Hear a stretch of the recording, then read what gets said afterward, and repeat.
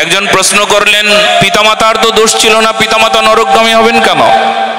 পিতামাতার দোষ, তাকে সুশিক্ষা দিতে পারলো না, তাই তার দোষ। মানুষ হয়ে যখন জন্মেছি তার উদ্দেশ্য একটাই, ভগবানকে পাবো, সেই জন্য মানুষ হয়েছি। 84 লাখ জনি পরিভ্রমণ করেছি, কত জন্ম গেছে।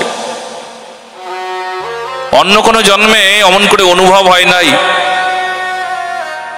অন্য কোনো জন্মে বিচার আচার ছিল না, অন্য কোনো জন্মে অমন করে দুটো হাত উপরে তুলে হা রাধে বলে কাঁদতে পারতাম না, মনের কথা বলতে পারতাম না। এমন সুন্দর জন্ম, যে জন্মের নাম মনুষ্য জন্ম, সেই মনুষ্য জন্ম লাভ করবার পরও যদি ভজন না করলাম তবে তো বেকার হয়ে গেল। তাই এমন মাই চায় যে মা তার সন্তানকে বলে দেবে, যদি ভগবানকে না পাস তবে এই মুখটা দেখাস নে। কেন জানো গো মা? পুত নামক নরক থেকে উদ্ধার পাওয়ার জন্য পুত্র কামনা করে। সন্তান হয়, লোকে বলে এ সন্তান হবার পর আমার পিণ্ড দেবে, আমার শ্রাদ্ধ করবে, সেই জন্য সন্তান। বংশ বৃদ্ধি হবে সেই জন্য সন্তান।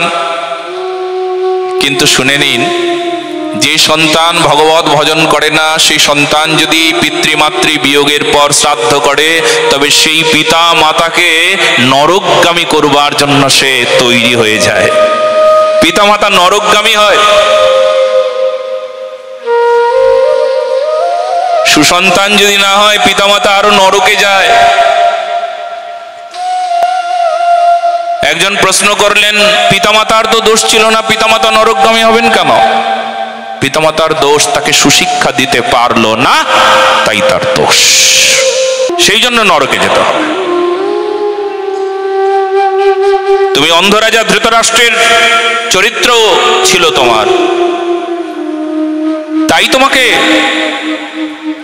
নরকে যেতে হবে। তুমি পিতা হয়েছো, মাতা হয়েছো, কিন্তু শাসন করো নাই। ধর্ম হলো শাসনাস্ত্র। তার হৃদয়ের অধর্মগুলোকে কেটে কেটে টুকরো করে তাকে শুদ্ধ সুন্দর করো, পবিত্র করো।